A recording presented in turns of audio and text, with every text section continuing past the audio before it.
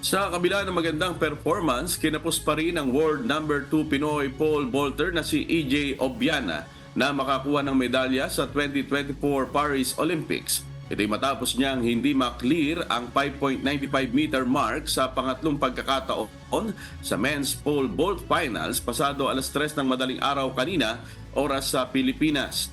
Gayunman, nagawa pa rin makuha ni Obiana ang pang-apat na pwesto para sa nabanggit na kompetisyon. Samantala, nakuha naman ni Lauren Hoffman ang 7th place sa Heat 3 ng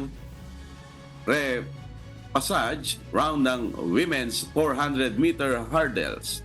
Tuloy naman ang laban ni Jan Cabang Tolentino sa men's 110-meter hurdles na haharap sa repassage round mamayang alas 4:50 ng hapon, August 6, oras sa Pilipinas para tangkaing makakuha ng isa pang medalya para sa bansa.